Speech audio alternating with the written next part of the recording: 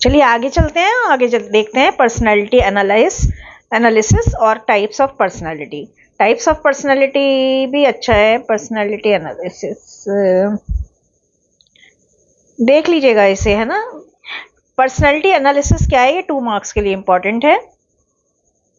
Personality analysis का मतलब है एनालाइज करना, इवैल्यूएट करना अपनी कोर क्वालिटीज को। आपकी जो कोर क्वालिटीज हैं, अब क्वालिटीज में दोनों चीजें आती हैं, आपकी स्ट्रेंथ भी आती हैं, यानी आपके पॉजिटिव पॉइंट्स भी आते हैं, और आपकी वीकनेस आती हैं, आपकी जो नेगेटिविटी है आपके अंदर, नेगेटिव पॉइंट्स हैं वो भी आते हैं। इंक्लूडिंग रिलायबिलिटी, आपकी रिलायबिलिटी कितनी है, यानी आपकी रेपुटेशन क्या है, डिटर्मिनेशन आपका क्या है ना, कॉन्फिडेंस लेवल क्या है, जेंटलनेस आपकी क्या है, और इसी तरह से सारी स्ट्रेंथ और वीकनेसेस आती हैं। पर्सनैलिटी एनालिसिस का मतलब क्या है, किसी भी पर्सनैलिटी की वीकनेस और स्ट्रेंथ का पता लगाना, किसी भी पर्सनैलिटी में होने वाले चेंजेस को देखना, असेस थ्योरीज, बहुत सारी जो पर्सनैलिटी को लेकर थ्योरीज बनी है उनका मूल्यांकन करना, एग्जामिन करना कि कौन सी थेरेपी जो है वो किस तरह की पर्सनैलिटी को इम्प्रूव करने के लिए अफेक्ट करेगी। Types of personality. अब बहुत सारे टाइप के लोगों की पर्सनैलिटी होती हैं, और पहली आती है परफेक्शनिस्ट। परफेक्शनिस्ट जो हैं वो देखिए वैसे तो अच्छे होते हैं। परफेक्शनिस्ट लोग क्या हैं कि वो अपने काम में 100% परफेक्शन चाहते हैं। अगर 1% भी उनके काम में, खुद के काम में अगर 1% भी लैक हो जाए तो वो बहुत निराश हो जाते हैं। लैक का मतलब कमी आ जाए। ऐसे व्यक्ति के हाई स्टैंडर्ड होते हैं। कीवर्ड पकड़िएगा, हाई एक्सपेक्टेशन होती हैं अपनी लाइफ से। ऐसे व्यक्ति बहुत हाईली जो है ड्रीमी होते हैं, है ना। उनकी डिजायर होती है कि वो हमेशा एक्यूरेट रहें। 1% भी, जैसे वो लड़कियां ना जो 99.99% आने पर भी रोती हैं मेरे नंबर कम आ गए, है ना, ऐसी वाली। सिस्टमेटिक होते हैं ऐसे लोग। सिस्टमेटिक का मतलब है, आपने देखा होगा कुछ लड़कियां स्पेशली, अगर ये दो शूज हैं और इन दोनों शूज में, इस वाले शूज के सॉक्स जो है वो इधर ही जाने चाहिए, इस वाले सॉक्स के शूज, राइट सॉक्स जो है राइट शूज में जाने चाहिए, और लेफ्ट सॉक्स जो है वो लेफ्ट में जाने चाहिए। तो इस तरह के सिस्टमेटिक होते हैं, और ऐसे व्यक्ति ये चाहते हैं कि वो ही हमेशा करेक्ट हैं, वही हमेशा सही हैं। उनकी अपनी खुद की सेल्फ वर्थ होती है, अपनी खुद का मूल्य होता है, अपनी सेल्फ स्टीम होती है, that is contingent upon success, जो उनकी सक्सेस पर डिपेंड होती है। कंटिजेंट का मतलब डिपेंड होना, निर्भर होना। They attach their worth to their performance and achievement, वो अपनी परफॉर्मेंस और अचीवमेंट से अपनी वर्थ जोड़ लेते हैं। यानी अगर उन्होंने बहुत अच्छा नहीं कर पाए तो उन्हें लगता है कि मैं तो कुछ कर ही नहीं पाया, और वो बहुत निराश हो जाते हैं, है ना। ऐसे व्यक्ति ये बिलीव करते हैं कि वो या तो जीतेंगे या हारेंगे, और इसके बीच का कोई रास्ता नहीं है। जबकि लाइफ को लेकर एक बीच का रास्ता भी होना चाहिए, एक न्यूट्रल अप्रोच भी होनी चाहिए। हमेशा आदमी ना तो जीत सकता है ना हार सकता है, हो सकता है वो थोड़ा कम रह जाए और उसके प्रयास थोड़े कहीं लैक हो जाए। Fear of not being liked, किसी के द्वारा पसंद न करे जाने का डर जो है वो उसके कारण वो किसी को भी नो नहीं कह पाते हैं, है ना। जबकि होना क्या चाहिए कि वी हैव आवर लिमिटेशन, तो we need to learn how to say polite but strict but firm no to others, जो हमारी लिमिटेड कैपेसिटी है ना। मैंने अगर बार बार, आपके टीचर ने आपको एक बार असाइनमेंट, एक बार कह दिया कि मेरे घर, मतलब मेरा ये पर्सनल काम कर दो, दूसरी बार कह दिया पर्सनल काम कर दो, तीसरी बार हो सकता है आप अवेलेबल ना हो, तो आपको मना करने की भी, एक पोलाइटली मना करने की आदत होनी चाहिए। लेकिन ऐसे व्यक्ति का क्या है कि अगर मैंने मना कर दिया तो मैं मैम का फेवरेट नहीं रहूंगा। चमचा टाइप होते हैं इस तरह के लोग, अगर कहा जाए तो। They do not easily ask for help, ये अच्छी क्वालिटी है कि ऐसे लोग जल्दी से हेल्प नहीं मांगते किसी की। वो परेशानी कितनी भी होगी वो उसे खुद से सॉल्व करने की कोशिश करेंगे, अपनी वल्नरेबिलिटी दिखाएंगे, यानी ये दिखाएंगे कि मैं कितना स्ट्रांग हूं और मैं कितना एडजस्टेबल हूं अपनी प्रॉब्लम को सॉल्व करने में। ऐसे लोग अपनी खुद की ही मिस्टेक को टॉलरेट नहीं करते, अपनी खुद की भी नहीं करते और ना ही दूसरों की करते हैं, है ना। छोटी सी प्रॉब्लम, ऐसे ये देखिए नेगेटिव क्वालिटी है कि ऐसे व्यक्ति जो है, ऐसे व्यक्ति के रिलेशनशिप में छोटी भी प्रॉब्लम हो तो ऐसे व्यक्ति जो है बड़ी बड़ी फाइट में इन्वॉल्व हो जाएंगे, इवन ब्रेकअप हो जाएगा। तो भाई ऐसी गर्लफ्रेंड, ऐसा बॉयफ्रेंड हो तो ये एक रेड फ्लैग है, और आप उसे ना ही आगे बढ़े उसके साथ तो ज्यादा अच्छा है। ऐसे पर्सन जो है वो अपने ही कंफर्ट जोन में रहना पसंद करते हैं। तो ये है परफेक्शनिस्ट। आप में से कितने लोग परफेक्शनिस्ट हैं? स्टीव जॉब्स के बारे में ये कहा जाता है कि वो जो है परफेक्शनिस्ट की कैटेगरी में आते हैं। देखिए कुछ क्वालिटी अच्छी भी हैं। अब जैसे वो कभी किसी से हेल्प नहीं मांगते, ये अच्छा भी है कहीं ना कहीं।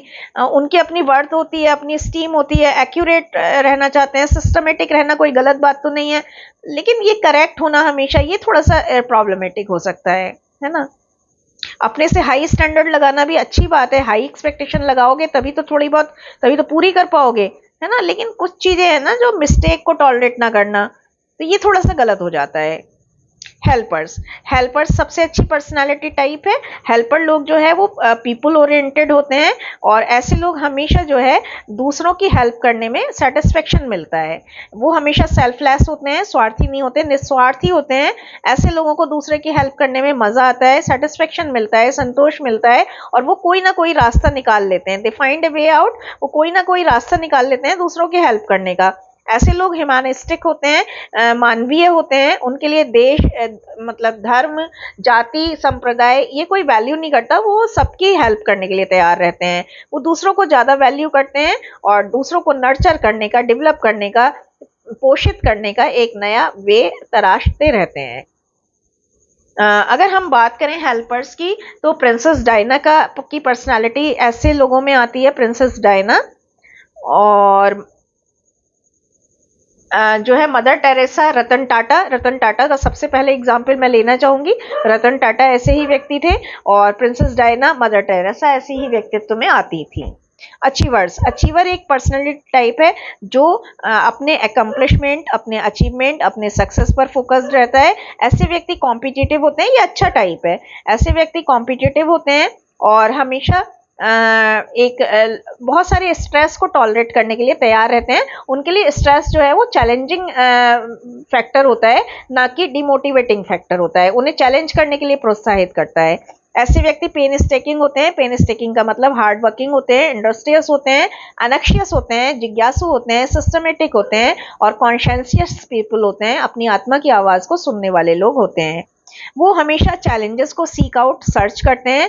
चैलेंजेस उनके लिए, ये बहुत अच्छा पॉइंट है, चैलेंजेस उनके लिए बर्डनसम नहीं होते हैं, बल्कि एक अपॉर्चुनिटीज की तरह होते हैं। ऐसे व्यक्ति वो काम लेना पसंद करते हैं, वो काम लेना भी पसंद करते हैं जिस काम के लिए हर व्यक्ति ने मना कर दिया है।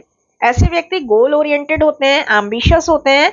ऐसे व्यक्ति जो है काम को आउट ऑफ द बॉक्स जाकर एक बिल्कुल डिफरेंट वे में प्रस्तुत करते हैं, हाईली क्रिएटिव, ओरिजिनल और इनोवेटिव वे में। जैसे बहुत सारी लड़कियां बहुत अच्छी फाइल बनाती हैं, है ना। तो अचीवर्स में सुष्मिता सेन आएंगी। तो ये सुष्मिता सेन ने बड़े ही, आपको पता है सुष्मिता सेन ने जो उनका गाउन था, जब वो मिस वर्ल्ड के लिए चुनी जाने वाली थी, तो उसका जो गाउन था वो उन्होंने, पता है उसकी जो स्लीव्स थी वो उन्होंने मोजे से बनाई थी, है ना। एक जो सॉक्स से बनाई थी। तो उन्होंने बड़ी अपनी ड्रेस जो है वो बहुत मतलब कम पैसों में बनाई थी। और ऐसे लोग देखिए अचीवर होते हैं, वो कम से कम साधनों में भी ऊपर से ऊपर बढ़ने की प्रयास करते हैं। रोमांटिक्स, ऐसे देखिए रोमांटिक्स का मतलब ये नहीं है कि बहुत लव अफेयर, फ्लर्ट करने वाले। ऐसे व्यक्ति क्रिएटिव होते हैं, है ना। वो हर चीज में, हर काम में वर्क को बर्डन नहीं मानते हैं वो, बल्कि काम उनके लिए रोमांस की तरह होता है, like a wind of romance. उनको काम करते हुए ऐसा लगता है जैसे हमें रोमांस करते हुए लाइट लगता है ना, बहुत ही प्यारा फील होता है। तो ऐसे ही उन्हें काम करते हुए बहुत रोमांटिक फील होता है ना। दे हैव यूनिकनेस, वो अनोखे होते हैं संसार से, है ना। उनको, उनसे कोई भी आप काम करवा लो, जो काम दुनिया में कोई नहीं करना चाहता, वो ऐसा काम लेते हैं जैसे बहुत ही चैलेंजिंग। जैसे जैसे मेरी मदर थी, तो उस समय में हम ही इतने बड़े हो गए हैं अब तो मेरी मदर तो सोचिए कितनी बड़ी रही होंगी। तो वो उस समय में उन्होंने दो डॉटर्स के साथ लाइफ स्पेंड करना ज़्यादा सही करा समझा। उन्होंने अपने इन लॉज का जो एक था कि एक बेटा भी होना चाहिए, उस बात को खंडन करा। तो ऐसे व्यक्ति जो होते हैं ना, ऐसे लीक से अलग हटकर चलने वाले लोग होते हैं, जो दुनिया कर रही है उससे अलग हटकर करने वाले हैं। जैसे एक लड़की ने किसी लड़की से ही शादी कर ली, या एक लड़की ने खुद से ही शादी कर ली, तो ऐसे लोग वो कुछ इस तरह के होते हैं। वो हमेशा हर कंडीशन में चीयरफुल रहते हैं, कितनी भी हार्ड टफ अनमैनेजेबल कंडीशन क्यों ना हो, वो ऐसे ही रहते हैं। मैं देखो अपने आप को रोमांटिक्स में रखना जहाँ पसंद करूंगी। काम को वो प्यार करते हैं, काम उनके लिए बर्डन नहीं होता, बल्कि काम करने से उनको री एनर्जाइज होते हैं वो। जैसे मैं जब क्लास में जाती हूँ, कई बार ऐसा हुआ जब मेरा लो ब्लड प्रेशर था और मैं क्लास में जाते ही मेरा जो है ब्लड प्रेशर अच्छा हो गया, क्योंकि डांटना वाटना पड़ा ना, बच्चों से चिल्ला चिल्ला के बातें करनी पड़ी। तो रिफ्रेशिंग एनर्जी के होते हैं एज ए लोग, और परफेक्शन देखते हैं, फुल इंटरेस्ट फुल जील के साथ काम करना पसंद करते हैं। तो एक तो रोमांटिक्स में आप में से कौन कौन है? और रोमांटिक्स में देखिए इमरान हाशमी भी आएंगे। क्यों आएंगे? वो इसलिए नहीं कि वो किसिंग सीन करते हैं, इसलिए नहीं। आपने देखा होगा इमरान हाशमी काम बहुत अच्छा करते हैं, है ना। तो ऐसे में वो भी आएंगे, प्रीति जिंटा आएंगी ऐसे में रोमांटिक्स में। और आप बताइएगा। ऑब्जर्वर्स, ऑब्जर्वर्स जो होते हैं वो हमेशा इंसाइटफुल होते हैं, यानी किसी भी काम को बहुत शांत साइलेंट रहकर, बीइंग साइलेंट, बीइंग काम, बीइंग कूल, वो दूर से ऑब्जर्व करते हैं चीजों को। इनोवेटिव होते हैं, इंडिपेंडेंट होते हैं, often ahead of their time, हमेशा समय से आगे चलते हैं, संसार को एक नए और एक यूनिक तरीके से देखते हैं, है ना। They are most in touch with what occurs in front of them in the present. वो प्रेजेंट में ज्यादा फोकस्ड रहते हैं, एंड पास्ट और फ्यूचर उनके लिए केवल प्रेजेंट के पर्सपेक्टिव बनाने का काम आता है। पास्ट और फ्यूचर पर बहुत ज्यादा, ना तो पास्ट को ज्यादा वरी करते हैं, ना फ्यूचर के बारे में ज्यादा सोचते हैं, बल्कि प्रेजेंट पर ज्यादा कॉन्सेंट्रेटेड रहते हैं, है ना। ऐसे लोग जो है ऑब्जर्वर्स जो है, सबसे पहले तो ना ऑब्जर्वर्स में आप ये भी रहिएगा, कूल होते हैं, काम रहते हैं, है ना, पेशेंट रहते हैं हाईली। और कूल काम और पेशेंट रहकर they only observe and observe things. तो अगर हम ऑब्जर्वर्स की बात करें, आप बताइएगा ऑब्जर्वर कैसे होते हैं। बिल गेट्स जो है उनके बारे में ये कहा जा सकता है कि बिल गेट्स जो है वो ऑब्जर्वर हैं। ट्रंप को किस में रखोगे भाई? एसर्टर्स। ऐसे लोग बहुत हाईली कॉन्फिडेंट, सेल्फ कॉन्फिडेंट होते हैं। ऐसे लोगों को ये पता होता है कि नेगेटिविटी को कैसे कंट्रोल किया जाना है। ऐसे लोग टफ और अनमैनेजेबल सर्कमस्टेंसेस से लड़ते हैं बिना प्रेशर फील करे। तो ये भी बहुत अच्छा टाइप है। असर्टर्स में बहुत ज़्यादा एनर्जेटिक होते हैं, नेचुरल एबिडेंस होता है एनर्जी का, यानी एनर्जी कूट कूट कर भरी हुई होती है, यानी हाईली एनर्जेटिक होते हैं ऐसे लोग। अपनी एनर्जी को उन लोगों को, ये भी बहुत अच्छा पॉइंट है कि अपनी एनर्जी को वो मिसयूज नहीं करते, पावर नहीं दिखाते, बल्कि अपनी एनर्जी का यूज उन लोगों को प्रोटेक्ट करने में करते हैं जो वीकर हैं, जो नीडी हैं। तो ऐसे लोग ह्यूमैनिटेरियन भी होते हैं कहीं ना कहीं। ऐसे लोग ट्रुथ पसंद करते हैं, जस्टिस, न्यायशील होते हैं, न्याय पसंद करते हैं, और अपनी वैल्यूज की हर कंडीशन में अपनी वैल्यूज को मेंटेन रखते हैं, कॉम्प्रोमाइज नहीं करते। Asserter play hard and work hard, ऐसे लोग वर्किंग हार्ड में ज्यादा ध्यान देते हैं। तो एसर्टर में आपके आ जाएंगे। आप बताइएगा कुछ कि एसर्टर में किनको रखना चाहिए। वैसे तो देखिए AKTU के जितने भी स्टूडेंट्स हैं ना, वो सारे एसर्टर ही हैं। इंदिरा गांधी एसर्टर हैं, पैब्लो पिकासो हैं, माइक डटका हैं, एडवेंचरर। ऐसे व्यक्ति इंट्रोवर्टेड होते हैं, क्रिएटिव होते हैं, क्यूरियस होते हैं, स्पॉन्टेनियस होते हैं, और वो गो विद द फ्लो, जैसा हो रहा है उसके साथ चलने में ध्यान देते हैं। वार्म होते हैं, फ्रेंडली होते हैं, केयरिंग होते हैं उन लोगों के साथ जो ऐसे लोग सोशलाइज करने में, यानी कि फ्रेंडली होते हैं, ओवर फ्रेंडली होते हैं, किसी के साथ भी इजीली मिक्सअप हो जाते हैं।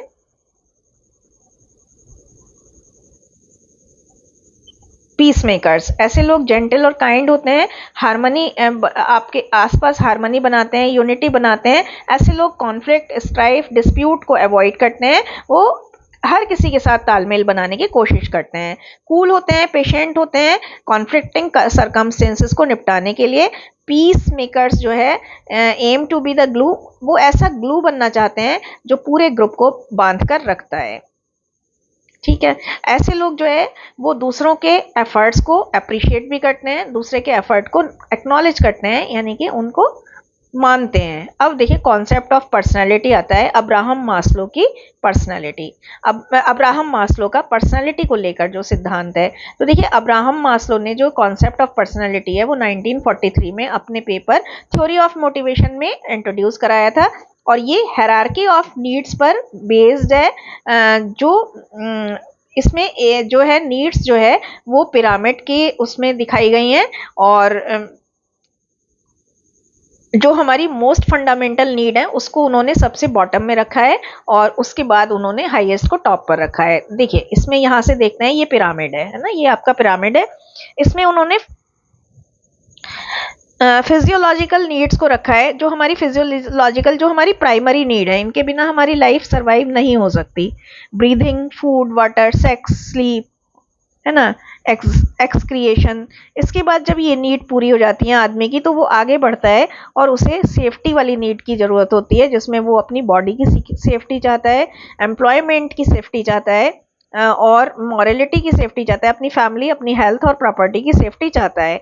जब उसकी ये वाली नीड भी पूरी करने की कैपेसिटी हो जाती है, तो वो उससे आगे बढ़ता है, और उससे आगे आती है उसकी लव और बिलोंगिंगनेस की नीड, कि वो फ्रेंडशिप करना चाहता है, फैमिली बनाना चाहता है, और सेक्सुअल इंटीमेसी चाहता है एक वैलिड फॉर्म में, यानी वो फैमिली बनाना चाहता है।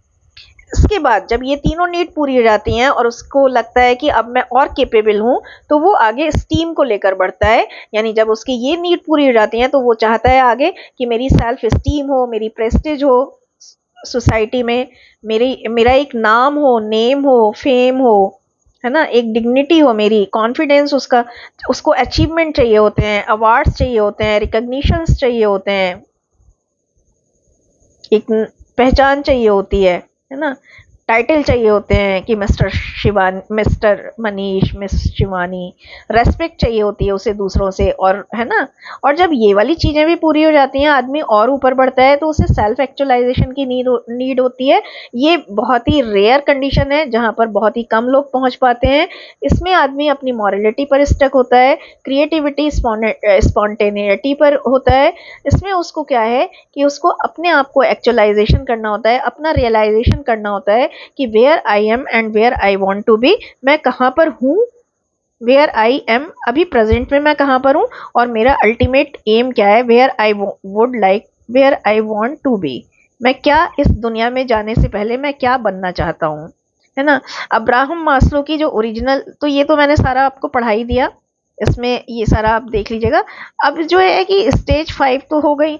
1960s और 1970s में जो 5 स्टेज मॉडल था, वो एक्सटेंड होकर 8 स्टेज मॉडल में हो गया। और जब ये वाली नीड भी उसकी पूरी हो जाती है ना, ये वाली नीड किसी की भी पूरी हो जाती है, तो वो आगे बढ़ता है कॉग्निटिव नीड्स, यानी ज्ञान संबंधी नीड पर आगे बढ़ता है। उसे इस दशा में एक्सप्लोरेशन करना होता है, कुछ नॉलेज एक्सप्लोर करनी होती है, क्यूरियोसिटी उसकी बढ़ जाती है, लोग अंडरस्टैंडिंग डेवलप होती है, नॉलेज डेवलप होती है, और प्रिडिक्टेबिलिटी हो जाती है, यानी वो आगे की घटनाओं को लेकर प्रिडिक्शन करने लगता है, भविष्यवाणियां करने लगता है। अगर उसकी ये नीड भी पूरी हो गई, तो अगला स्टेप आता है एस्थेटिक नीड का, यानी ललित कलाओं, सौंदर्य के प्रति। जब वो ब्यूटी को लेकर सजग हो जाता है, एप्रिसिएशन करता है। फिर सेल्फ एक्चुअलाइजेशन की नीड आती है, जहां पर वो रिच एक्सपीरियंसेस करता है, अपना फुलफिलमेंट करता है। ठीक है। Concept of personality by Freud. अब सिंपलर टर्म्स में सिगमंड फ्रायड, पूरा नाम याद रखिएगा। सिगमंड फ्रायड की थ्योरी ये सजेस्ट करती है कि जो ह्यूमन का बिहेवियर है, वो अनकॉन्शियस मेमोरीज, थॉट्स और अर्जेस से संचालित होता है, प्रभावित होता है ना। ये थ्योरी ये भी प्रपोज करती है कि जो हमारा फिजिक है, वो 3 एस्पेक्ट से चलता है, ईड, ईगो और सुपर ईगो। ईड जो है वो हमारी इंस्टिंक्ट को, हमारी जो कैरेक्टरिस्टिक्स है उनको बताता है, हमारी नेचुरल इंस्टिंक्ट को बताता है। ईगो हमारी रियलिटी को बताता है, और सुपर ईगो हमारी मॉरलिटी को बताता है। जैसे ये वाला चार्ट है, ईड चाहता है कि I want that right now, अगर मुझे सेक्स करना है तो मुझे अभी ही करना है। सुपर ईगो ईगो कहता है, फिर ईगो क्या कहता है, let us figure out a way to work together. अगर मेरी गर्लफ्रेंड नहीं है तो मैं, चलिए नहीं करता हूँ, एक इसको मैं सेक्स ना करके मैं थोड़ा सा क्या कहते हैं फंटेसाइज कर लेता हूँ और मैं इसको नहीं करता हूँ। सुपर ईगो ये कहता है कि अच्छे पीपल सेक्स के बारे में नहीं सोचते, राइट। तो ईड जो है वो इनेट बायोलॉजिकल इंस्टिंक्ट और डिजायर होती हैं। इनेट बायोलॉजिकल इंस्टिंक्ट जो है कि हमारी जन्मजात प्रवृत्तियां होती हैं, बायोलॉजिकल प्रवृत्तियां होती हैं, हमारी जन्मजात डिजायर होती हैं। जब ईड अपनी डिमांड को अचीव कर लेता है तो हमें प्लेजर फील होता है, लेकिन जब ईड की डिमांड को डिनाइड कर दिया जाता है, इनका मतलब ईड की डिमांड पूरी नहीं होती, तो हम अनप्लेजर फील करते हैं, डिसकंटेंट फील करते हैं, डिससेटिस्फाइड फील करते हैं। ईड बहुत इंपॉर्टेंट है क्योंकि ये इंश्योर करता है कि एक इन्फेंट की that an infant needs are met if id बहुत इंपॉर्टेंट है अर्ली इन द लाइफ। जब जीवन का शुरुआत होती है तो उस क्रम में, उस समय में ईड बहुत इंपॉर्टेंट होता है क्योंकि ये इंश्योर करता है कि इन्फेंट, एक नवजात शिशु की जो नीड्स है वो पूरी हो गई हैं, है ना।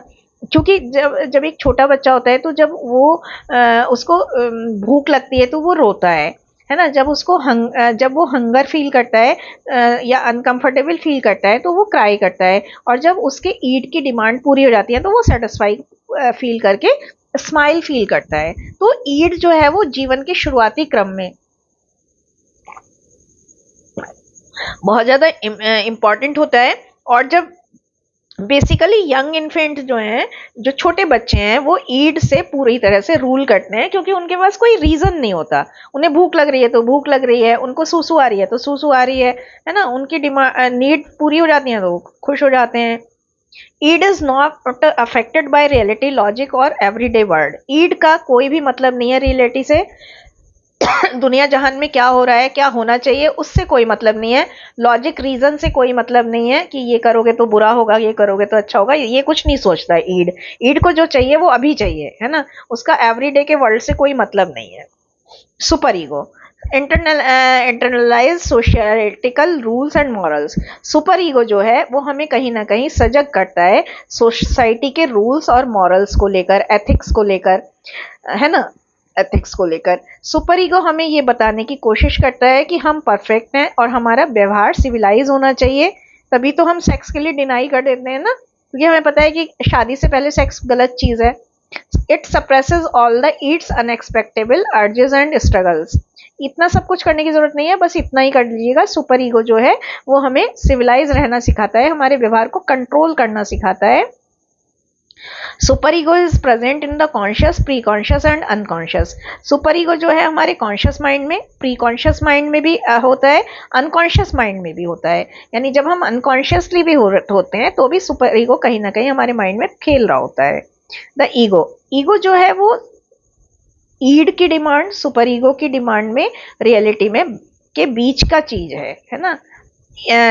ईगो फंक्शन करता है, ईगो भी हमारे कॉन्शियस, सबकॉन्शियस और प्री कॉन्शियस माइंड में, अनकॉन्शियस माइंड में चलता है। ईगो जो है वो ये कुछ करने की जरूरत नहीं है। ईगो जो है वो हमारे पर्सनालिटी में एक पॉजिटिव इफेक्ट भी लाता है। It is a part of the personality that keeps you ground in reality.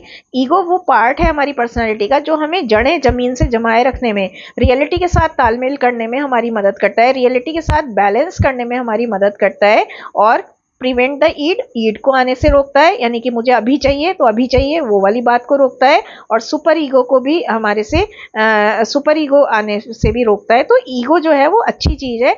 Strong ego का मतलब है strong sense of self awareness. ये बहुत इंपॉर्टेंट है इस बार के लिए और बहुत आसान भी है। पर्सनैलिटी का कॉन्सेप्ट, स्वामी विवेकानंद, स्वामी विवेकानंद ने ये कहा था, और ये बहुत प्रैक्टिकल भी है। आप इसे प्रैक्टिकली इम्प्लीमेंट करेंगे तो आपको बहुत अच्छे प्रभाव देखने को मिलेंगे अपनी पर्सनैलिटी में। तो it is very very very important. Vivekananda ने ये कहा था कि greatest sin is to think yourself weak. Sin का मतलब पाप।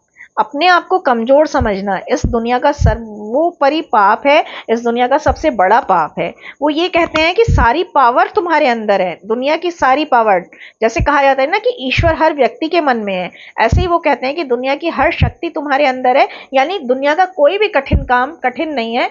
अगर आपने ठान लिया कि मैं ये काम करूंगा तो आप कर लोगे। You can do anything. आप हर काम कर सकते हैं और हर कुछ काम, कुछ भी कर सकते हैं और हर कुछ काम कर सकते हैं। Believe in that, do not believe that you are weak. आप इस बात में विश्वास रखिए कि आप एनीथिंग और एवरीथिंग कर सकते हैं। ये बिलीव मत करिए कि आप कमजोर हैं। वो ये भी कहते हैं कि you can not believe in God until you believe in your self. वो तो यहाँ तक कहते हैं कि आप भगवान में विश्वास कर ही नहीं सकते अगर आपको अपने में विश्वास नहीं है। तो देखिए, अगर आप इतना भी लिख देंगे ना तो भी आपका परफेक्ट जाएगा। स्वामी विवेकानंद ये भी ओपाइन करते हैं कि हर सोल अपने आप में डिवाइन है, क्योंकि हमारे यहाँ कहा जाता है हिंदू माइथोलॉजी में कि हर एक व्यक्ति के अंदर भगवान है। The goal is to manifest that divinity. यानी हर व्यक्ति के अंदर, ये भी तो देखो कहा जाता था कि पाप से घृणा मत करो, पापी से घृणा मत करो, पाप से करो। तो वो इसीलिए तो कहा जाता था कि पापी के अंदर भी भगवान है, बस जो उसका पाप वाला जो एक स्कोर है वो उसको हटा दो तो वो क्लीन हो जाएगा। तो गोल हमारा क्या है कि हम अपने अंदर के डिवाइनिटी को, अपने अंदर के भगवान को, अपने अंदर के जो पॉजिटिविटी को, है ना, पॉजिटिविटी को मैनिफेस्ट करने की जरूरत है, उसको जगाने की जरूरत है with in by controlling nature को, अपनी प्रवृत्ति को कंट्रोल करके, अपनी आंतरिक और बाहरी प्रवृत्ति को कंट्रोल करके, अपनी आंतरिक और बाहरी कमियों को, अपनी आंतरिक और बाहरी नेचर को कंट्रोल करके हमें अपनी डिवाइनिटी को, अपने अंदर के भगवान को, अपने अंदर की पॉजिटिविटी को जगाने की जरूरत है। बल्कि सारी डिवाइनिटी हमारे खुद के अंदर है। Do this either by work. ये कैसे कर सकते हो? या तो काम करके कर सकते हो, या वर्शिप। भगवान, वर्शिप का मतलब है स्पिरिचुअल होकर। वर्शिप का मतलब नहीं, ये नहीं है कि आप मंदिर में बैठे रहो घंटों तक। स्पिरिचुअल होकर कर सकते हो, यानी कि ऊपर वाले की ताकत से जुड़कर कर सकते हो, उस पर विश्वास करके कर सकते हो। मेंटल डिसिप्लिन बहुत अच्छी बात है, मेंटली अपने आप को डिसिप्लिन करके कर सकते हो, या ये फिलॉसफी को अडॉप्ट कर सकते हो बाय वन और मोर, इन तीनों के द्वारा या इनमें से किसी एक के द्वारा, जो आपको सूट करे। स्वामी विवेकानंद का पर्सनालिटी डेवलपमेंट जो है वो माइंड से स्टार्ट होता है, बॉडी से स्टार्ट नहीं होता। उन्होंने ये कहा है कि mind act as our enemy.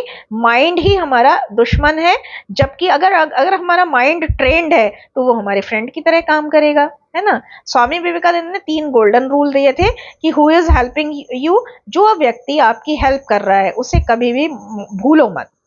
अगर किसी ने आपकी जरा सी भी हेल्प करी है तो आप उस व्यक्ति के योगदान को अपनी लाइफ से भुलाओ मत।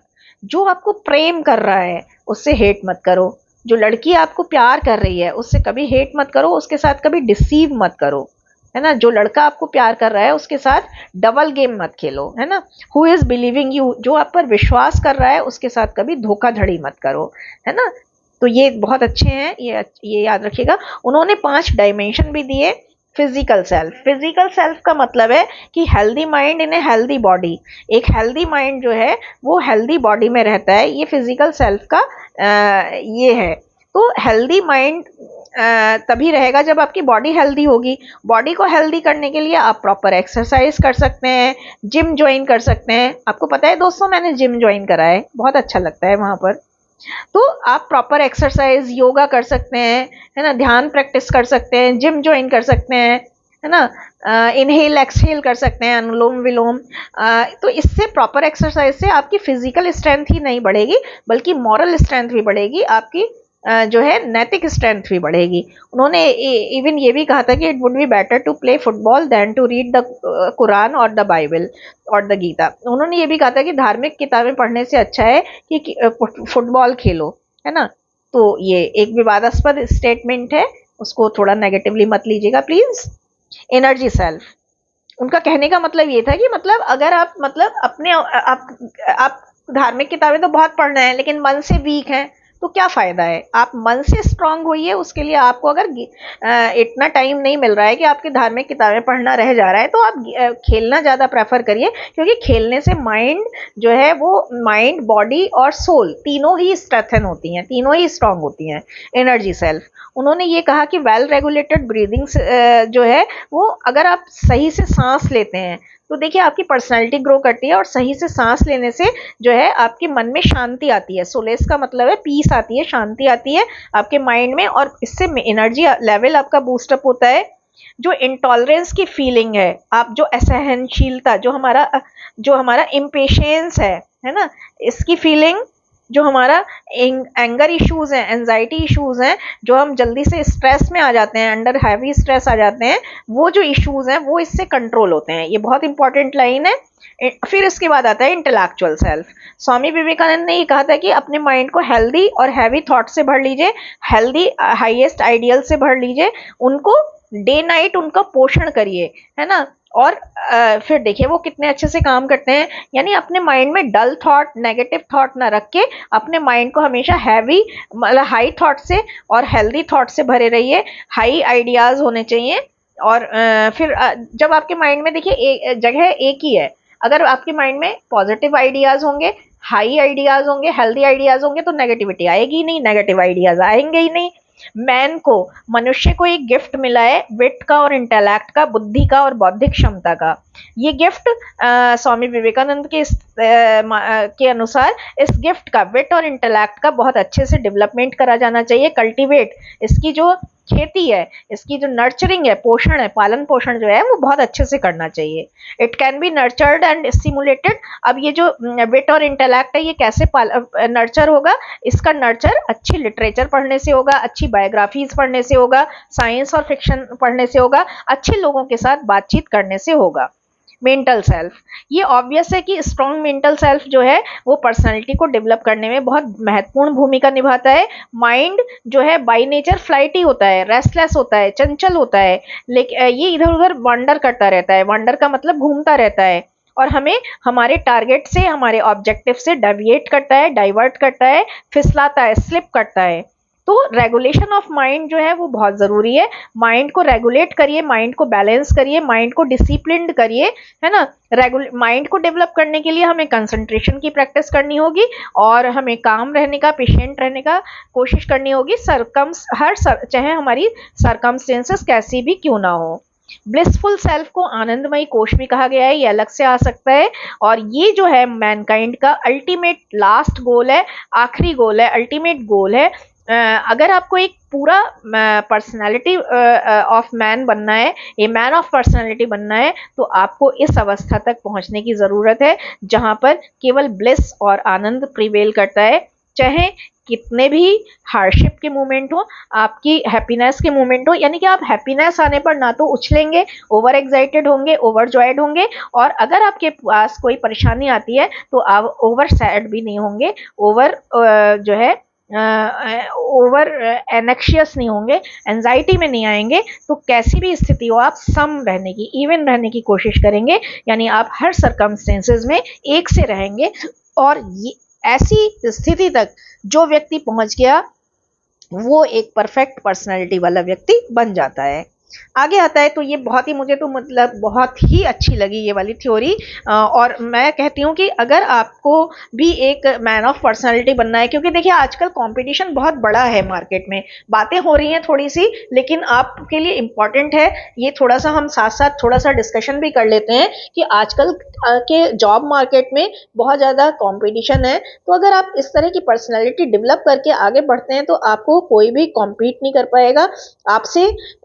आप कहीं ना कहीं बिना किसी के बुरा बने, है ना, जॉब मार्केट में अपनी एक धाक जमा पाएंगे, अपने झंडे गाड़ पाएंगे, अपनी एक अलग ही स्ट्रॉन्ग और अलग ही एक बहुत ही सॉलिड इमेज क्रिएट कर पाएंगे। तो मुझे तो लगता है कि इस वाले पर थोड़ा सा प्रैक्टिस करने की हम सभी को बहुत ज़्यादा ज़रूरत है। आगे चलते हैं, कॉन्सेप्ट ऑफ पर्सनैलिटी कार्ल जंग है, इन्होंने दिया है। देखिए विवेकानंद और जंग की आप कर लीजिएगा, है ना, मैंने पहले कोई भी बताई हो, लेकिन अब मैं ये बता रही हूँ। कार्ल जंग जो है वो एक स्विस के साइकोलॉजिस्ट हुए हैं, जो 1875 से 1961 के बीच में रहे, और ये एनालिटिकल थ्योरी के लिए जाने जाते हैं। कार्ल बिलीव ने ये बिलीव किया था कि 4 फंक्शन होते हैं जो हमारे तरीकों को, हमारे व्यू को, हमारे एक्ट को जो है संचालित करते हैं, कंट्रोल करते हैं। ये 4 फंक्शन है: थिंकिंग, फीलिंग, सेंसेशन और इंट्यूशन हमारी। अब जो है इनके हिसाब से एक्सट्रोवर्जन और इंट्रोवर्जन दो तरह की दो चीजें होती हैं। एक्सट्रोवर्जन में क्या होता है कि जो एक्सट्रोवर्जन वाले लोग होते हैं वो आउटगोइंग नेचर के होते हैं, टॉकेटिव पर्सनालिटी होते हैं, एमाइबल होते हैं, वो फ्रेंडली होते हैं, और ऐसे व्यक्ति जो है वो ऐसे व्यक्ति इजीली मिक्सअप नेचर के होते हैं with each and everyone. Introversion जो है वो क्वाइट होते हैं, क्वाइट का मतलब शांत रहते हैं, रिफ्लेक्टिव पर्सनालिटी होते हैं, वो काम रहकर, कूल रहकर, ऑब्जर्वर जैसे थे ना, वो इस तरह से काम, कूल और पेशेंट रहकर दूर से चीजों को बहुत एक्यूटली, माइन्यूटली ऑब्जर्व करते हैं, है ना। इनके हिसाब से 4 आर्चीटाइप्स होते हैं पर्सोना। पर्सोना का मतलब है वो डिफरेंट मास्क, वो डिफरेंट मुखौटे जो हम सोशल कॉन्टेक्स्ट में पहनकर रखते हैं। कई बार हम मदर होते हैं, फिर हम सिस्टर होते हैं, किसी की हम वाइफ होते हैं, कभी हम टीचर होते हैं, कभी हम एक छोटी सिस्टर होते हैं, ठीक है। तो ये जो डिफरेंट मास्क है जो हम सोशल कॉन्टेक्स्ट में, सामाजिक परिस्थितियों में पहनते हैं, इनको पर्सोना कहा है। ये भी आ सकता है, देखिए, द शैडो। अब जंग ये बिलीव करते हैं कि हम में से हर एक के 2 साइड होते हैं, लाइट साइड और डार्क साइड। डार्क साइड वो है which we choose to repress. Dark side वो है जो हम दबाना चाहते हैं, है ना। नेगेटिव साइड जो हम मतलब छिपाना चाहते हैं, वो हमारी शेडो है। वो जो डार्क साइड जिसको हम छिपाना चाहते हैं, रिप्रेस करना चाहते हैं, वो हमारी शेडो है। और जो हमारी पर्सनालिटी की जो एस्पेक्ट है जिनका हम appreciate, these are the aspect of our personality we do not appreciate और we do not even aware of. तो ये जो डार्क साइड है इसका हम ना तो अप्रिशिएट करते हैं, इसको पसंद नहीं करते, हम अपनी ही डार्क साइड को हम पसंद नहीं करते, और इसके बारे में हम कभी कभी अवेयर भी नहीं होते हैं। एनिमा जो है वो अपोजिट जेंडर आइडियल को रिफ्लेक्ट करता है। एनिमा हमारे मैन में, देखिए, एनिमा का मतलब है कि मैन की फिजिक में फेमिनिटी होना। कुछ मर्द जो है, मर्द कहूंगी मैं, कुछ मर्द ऐसे होते हैं जो ओवर इमोशनल होते हैं। अब इमोशनलिटी जो है वो लड़कियों की क्वालिटी है, तो ऐसे जो लोग होते हैं वो फेमिनाइन क्वालिटी के होते हैं। तो ऐसे लोग जो फेमिनाइन क्वालिटी, जिसमें औरतों की क्वालिटी भरी हुई होती है ना, नर्चरिंग होते हैं, बहुत ज्यादा केयरिंग, ममता भरी हुई होती है उनमें, है ना, धैर्य होता है, तो ऐसे व्यक्तियों को एनिमा कहा जाता है, जिनमें मैस्कुलिन होने के बाद भी फेमिनिटी की क्वालिटीज होती हैं। एनिमस उल्टा होता है, एनिमस में मैस्कुलिनिटी होती है वुमैन की फिजिक में, मतलब विमैन होने के बावजूद भी उनके अंदर मर्दों की क्वालिटी होती है ना। तो ऐसे लोग जैसे मुझ में जैसे मुझ में जैसे जो जितनी भी ना जो टॉम बॉयज होती हैं वो इनमें आएंगी, ठीक है। Personality assessment. पर्सनैलिटी असेसमेंट क्या है, देखिए इसमें 2 ही वर्ड याद रखना। किसी भी व्यक्ति के, इंडिविजुअल व्यक्ति के ट्रेट्स को, कैरेक्टरिस्टिक्स को, स्किल, पोटेंशियल, बिहेवियरल टेंडेंसी को इवेल्युएट करना और मेजर करना, ठीक है। पर्सनैलिटी असेसमेंट कहाँ यूज होता है? साइकोलॉजी में यूज होता है, काउंसलिंग में यूज होता है, एजुकेशन में यूज होता है, और सबसे ज्यादा यूज होता है रिक्रूटमेंट में। कैसे? करियर प्लानिंग के लिए, टीम बिल्डिंग के लिए, और इंडिविजुअल डेवलपमेंट के लिए। कई बार ये क्लिनिकल डायग्नोसिस में भी काम आता है, बहुत काम आता है। यानी मेडिकल डायग्नोसिस में अगर किसी मरीज की दशा खराब होती जा रही है, कंट्रोल में नहीं आ रही, तो हम इसका यूज करते हैं। पर्सनैलिटी असेसमेंट में एमबीटीआई बहुत ज़्यादा इंपॉर्टेंट है, टूल है। एमबीटीआई क्या है? 1940s में इसाबेल ब्रिग्स मायर्स ने और उनकी मदर कैथराइन कुक ब्रिग्स ने इसको इंट्रोड्यूस कराया था। तो बेसिकली एमबीटीआई कार्ल जंग की थ्योरी में मतलब बहुत ज़्यादा इसमें काम आता है, और इसमें इसके अनुसार, एमबीटीआई के अनुसार 16 पर्सनैलिटी टाइप्स हैं।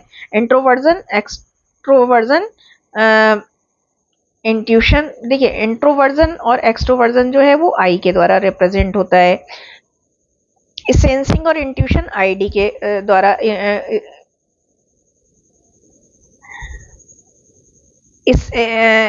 सेंसिंग इंट्यूशन जो है वो एस के द्वारा रिप्रेजेंट होता है, थिंकिंग फीलिंग जो है वो टी के द्वारा, और जजिंग और परसीविंग जे और पी के द्वारा इंट्रोड्यूस होता है। तो कुछ टाइप्स हैं, जैसे इंट्रोवर्जन, एक्सट्रोवर्जन, यहाँ से देखते हैं, ये थोड़ा सा गलत हो गया, 16 टाइप्स हैं और इंट्रोवर्जन एक्सट्रोवर्जन जो है वो आई और ई के द्वारा, आई और ई के द्वारा होता है। सेंसिंग और इंट्यूशन जो है वो एस और एन के द्वारा होता है ना, एस और थिंकिंग और फीलिंग टी और एफ से होता है। जजिंग परसीविंग जे और पी से होता है। इस तरह से कई सारे टाइप्स हैं, मैं आपको बता देती हूँ कि 16 पर्सनालिटी टाइप्स में कौन कौन से टाइप्स आपके आते हैं। आपको ये याद रखने की जरूरत नहीं है, बस MBTI में ये याद रखना है कि ये वाला चार्ट, ठीक है। फिर भी मैं आपको बता देती हूँ कि कौन कौन से पर्सनालिटी टाइप्स होते हैं। तो देखिए INTJ होता है, INTP होता है, ENTJ होता है, ठीक है, ENTP होता है। फिर आगे बढ़ते हैं, INFJ होता है, INFP होता है, ENFJ होता है, ENFP होता है, ठीक है, ISTJ होता है, ISFJ होता है। तो इस तरह से ये 16 पर्सनालिटी टाइप्स हैं। एक बार फिर से मैं इंपॉर्टेंट क्वेश्चन पर आती हूँ। आई होप आपको यूनिट पसंद आया होगा। थोड़ा सा लंबा जरूर है लेकिन ये बहुत इंपॉर्टेंट यूनिट है। और इसमें से क्वेश्चन देखिए, सबसे पहले तो आप एथिकल यूज वाला कर लीजिएगा, पॉडकास्ट और ब्लॉग का कर लीजिएगा। उसके बाद मैंने ये बताया विवेकानंद और जंग की थ्योरी बहुत ज़्यादा इंपॉर्टेंट है। और फिर आप स्पीच और पर्सनालिटी को देख लीजिएगा अगर टाइम मिले। I hope you would like the lecture. मुझे आपके कमेंट का बहुत बेसब्री से इंतजार रहेगा। मुझे कमेंट पढ़ना बहुत पसंद है और उनका आंसर भी मैं देती हूँ, हमेशा देती हूँ। आज भी दूंगी, अगली बार भी दूंगी, हमेशा देती रहूँगी जब तक आप और हम इस प्लेटफॉर्म पर मौजूद हैं। तो आप बने रहिए हमारे प्लेटफॉर्म पर। आई होप आपका आज का पेपर बहुत अच्छा जाएगा और आप बहुत अच्छे मार्क्स स्कोर करेंगे। Happy examination experience, sending lots of blessing, lots of love to you. Thank you so much for watching Gateway classes. Thank you so much for trusting me. Have a nice time.